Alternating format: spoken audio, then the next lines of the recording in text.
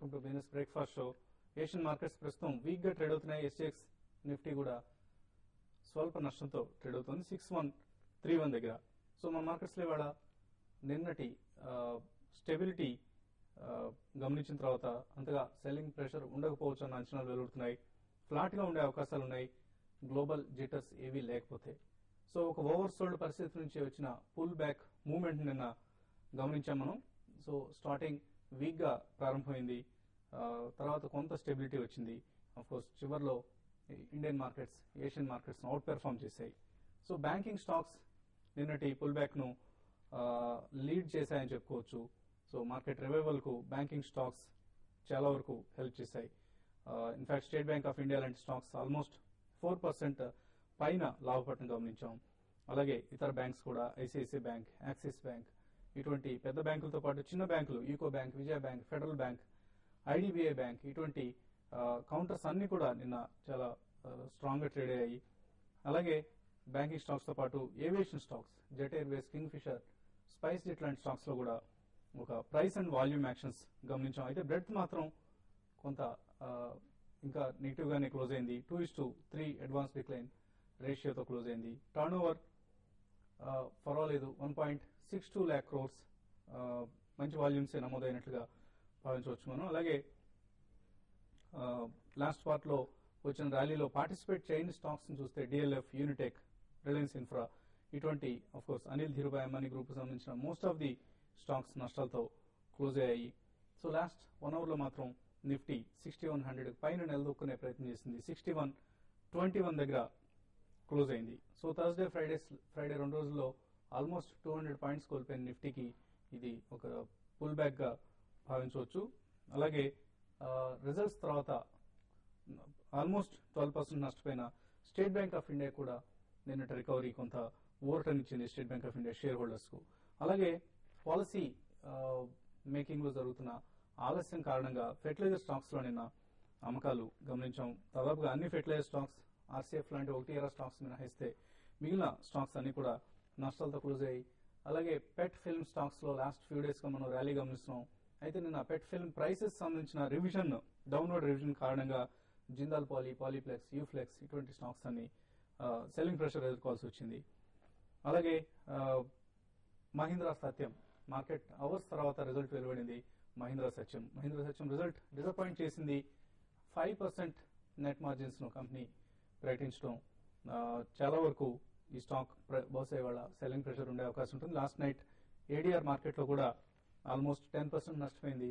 So మన markets లో కూడా బహుశా 5 to 10% నష్టాన్ని ఇవాళ ఈ స్టాక్ చవి చూసే అవకాశం ఉంది. అన్లెస్ సమ్ కాంట్రేరియన్ బయర్స్ ఎవరైనా ఎమర్జ్ అయితే తప్ప.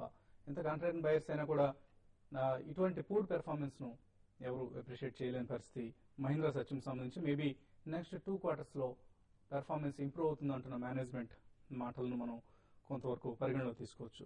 అలాగే లెడ్ ప్రొడక్ట్స్ తయారు చేసే గ్రావిటా ఇండియా ఈ స్టాక్ ఇవాళ లిస్ట్ కాబోతోంది.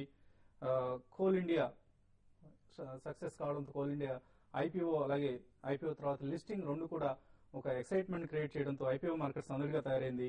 In fact Gravita India over subscription levels గమనిస్తే ఓవరాల్ గా అరౌండ్ 42 times ఓవర్ సబ్స్క్రైబ్ అయింది ఈ ఇష్యూ. ఇందులో HNI portion mind boggling 182 times over subscribe అయింది. అలాగే రిటైల్ పోర్షన్ కూడా 37 times ఓవర్ సబ్స్క్రిప్షన్ వచ్చింది. క్యూఐబి పోర్షన్ 6 times ఓవర్ సబ్స్క్రిప్షన్ వచ్చింది. సో హెచ్ఎన్ఐస్ చాలా యాక్టివ్ గా ఉన్నారు ఐపీఓ మార్కెట్ లో. చాలా క్విక్ రిటర్న్స్ వస్తున్న ఇష్యూస్ సంఖ్య ఎక్కువ అవుతూ ఉండడంతో హెచ్ఎన్ఐస్ జోరుగా, ఆఫ్ కోర్స్ హెచ్ఎన్ఐ మేనియా అంటాం ఐపీఓ మార్కెట్ లో అప్పుడప్పుడు ఇది మనకి కనిపించే phenomena.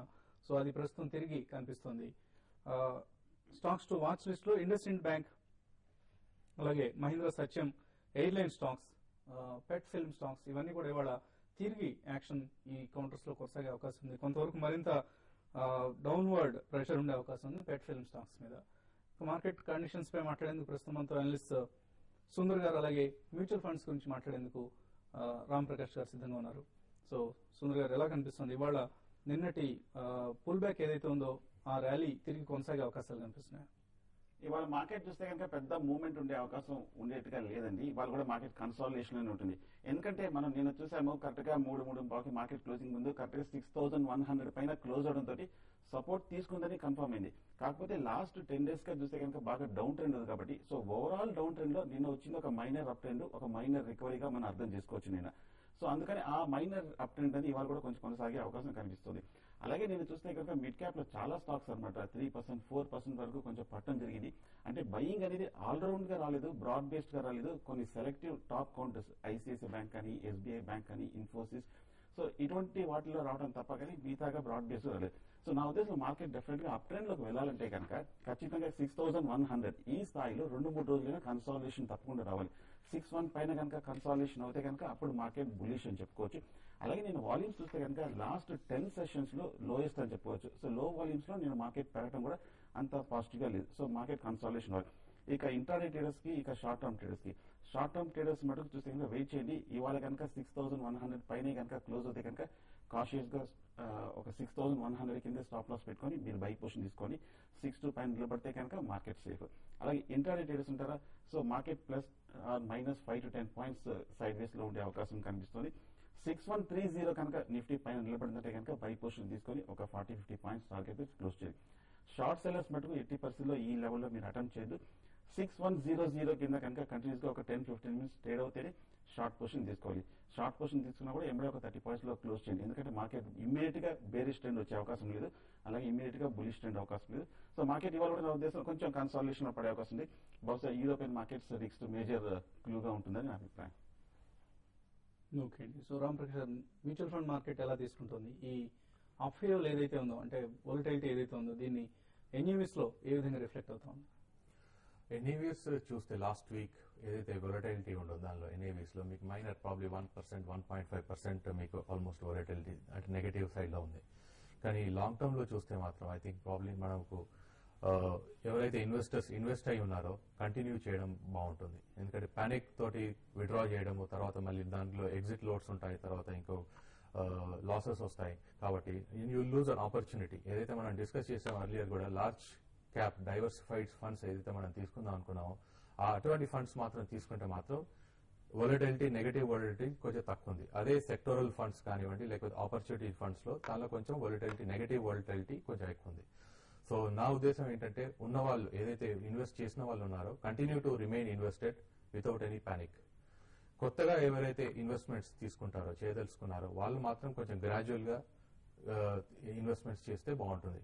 You can look at probably STP route లో, లేకపోతే 10 lakhs ఇన్వెస్ట్ చేయదలుచుకున్నాను అనుకోండి, invest 2 lakhs or probably 3 lakhs, allocate gradually and then move in to investments, equity. ఎందుకంటే మనకు బ్యాంకింగ్ లో కానివ్వండి, ఇన్ఫ్రాస్ట్రక్చర్ కానివ్వండి, ఎనర్జీ సెక్టర్స్, ఇవన్నీ ఇన్ఫ్రాస్ట్రక్చర్స్ ఏదైతే మనం బుల్లిష్ గా ఉన్నామో ఈ సెక్టర్స్ మనకు పాజిటివ్ ఆపర్చునిటీ ఇచ్చే అవకాశం ఉంది. కాబట్టి డైవర్సిఫైడ్ ఫండ్స్ లో ఇన్వెస్ట్ చేసుకుంటే బాగుంటుంది.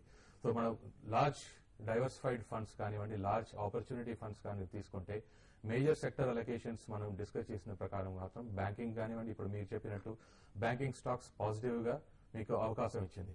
సో ఈ అవకాశం ద్వారా ఏమవుతుందంటే మీకు వొలటిలిటీ కొంచెం తగ్గుతుంది. సో బ్యాంకింగ్ సెక్టర్స్ కానివ్వండి, ఎనర్జీ సెక్టర్ కానివ్వండి, హెల్త్ కేర్ సెక్టర్ కానీ ఏదైతే ఆపర్చునిటీస్ ఇస్తున్నాయో మీకు ఈ ఆపర్చునిటీస్ పాజిటివ్ ఆపర్చునిటీ ఇచ్చే అవకాశం మీకు ఉంటుంది. సో డైవర్సిఫైడ్ ఫండ్స్ లో ఇన్వెస్ట్ చేయదలుచుకుంటే గ్రాడ్యువల్ గా 20 to 30% ఇన్వెస్ట్ చేయండి. గ్రాడ్యువల్ గా మళ్ళీ మీకు పాజిటివ్ ఏదైతే మీకు మార్కెట్ కనిపిస్తుందో అప్పుడు మీకు you can increase you allocation. So ఉన్న investments you can keep holding on without any panic. Invest చేయదలుచుకున్న వాళ్ళు గ్రాడ్యువల్ గా ఇన్వెస్ట్ చేయండి. ఓకే అండి. సో కొంతమంది కాలర్స్ లైన్ ఉన్నారు. సత్తుపల్లి నుంచి వెంకటేశ్వరరావు లైన్ ఉన్నారు. ఫస్ట్ కాలర్ వెంకటేశ్వర గారు. హలో, నమస్తే సార్, జయంత్ గారు. నమస్తే అండి, చెప్పండి. నమస్తే సార్. సార్ నాకు నా దగ్గర ఆల్స్టామ్ జేపీ హైడ్రో ఉన్నాయి sir. Alstom and JP hydro ఏ ప్రైస్ లో బై చేశారండి? టీవీ వాల్యూమ్ తగ్గించండి ఫస్ట్ మీరు. ఆల్స్టామ్ 550లో సార్. ఓకే అండి. జేపీ హైడ్రోనేమో 68.40 చేశాను సార్. ఓకే అండి. సో ఈ రెండు స్టాక్స్ సంబంధించి ఎటువంటి సలహా ఇస్తారు? జేపీ హైదరాబాద్ మీరు ప్రస్తుతానికి మీరు హోల్డ్ చేయండి. లాస్ట్ ఫ్యూ మంత్స్ గా చూస్తే కనుక ఇదే రేట్ లో కొంచెం కన్సాలిడేషన్ అవుతుంది. అలాగే జేపీ హైడ్రో లాస్ట్ వీక్ మనం చూసాము రిజల్ట్ రావడం జరిగింది. Q2 కొంచెం పాజిటివ్ గానే వచ్చిందండి. దాన్ని బట్టి చూస్తే కనుక కంపెనీలో పెద్ద నెగిటివ్ అయితే ఏమీ బయట కనిపించలేదు. బట్ కాకపోతే ఓవరాల్ గా ఈ సెక్టర్ చూస్తే కనుక బాగా కొంచెం సైడ్ వేస్ లో ఉండే సెక్టర్, అలాగే కొంచెం మొమెంటం తక్కువ ఉన్న సెక్టర్ కాబట్టి డెఫినెట్ గా జేపీ హైడ్రో కూడా ఈ లెవెల్లో మరింత కన్సాలిడేషన్ అయ్యే అవకాశం కనిపిస్తుంది తప్ప ఇమీడియట్ గా పెద్ద నెగిటివ్ గా లేదు. నా ఉద్దేశంలో మీరు హోల్డ్ చేయండి. అలాగే ఆల్స్టామ్ ప్రాజెక్ట్స్ గురించి అడిగారు. టెక్నికల్ గా బాగా బేరిష్ ఉంది. లాస్ట్ 3 months గా చూస్తే కనుక 400 రూపీస్ నుంచి 900 వరకు పెరిగి, అలాగే ఇంచుమించు 900 నుంచి 725 దాకా బాగా పట్టడం జరిగింది. నా ఉద్దేశం ఒక మైనర్ కరెక్షన్ ఉంది. బట్ ఈ స్ట్రాంగ్ కరెక్షన్ ఏదైతే చూసామో గత 10 రోజులుగా ఇక్కడ ఎండ్ అయ్యే అవకాశం ఉంది. 700 రూపీస్ దగ్గర లాంగ్ టర్మ్ సపోర్ట్ ఉంది కాబట్టి, అలాగే టెక్నికల్ గా ఓవర్సోల్డ్ పొజిషన్ వచ్చింది కాబట్టి పెద్ద ఏమీ నెగిటివ్ అనిపించలేదు. కాకపోతే మనం లాస్ట్ టైం చూసాము, last week Q2 results Alstom projects నుంచి బాగా నెగిటివ్ గా రావడంతో కొంచెం సెంటిమెంట్ అవుతుంది. మీరు హోల్డ్ చేయండి. కాకపోతే 700 కింద దిగి 2-3 రోజులు కంటిన్యూస్ గా క్లోజ్ అవుతేనే కొంచెం వీక్నెస్ ఎక్స్పెక్ట్ చేయొచ్చు, కానీ పెద్ద బేరిష్ గా ఉండకపోవచ్చు. 2 స్టాక్స్ మీరు హోల్డ్ చేయొచ్చు.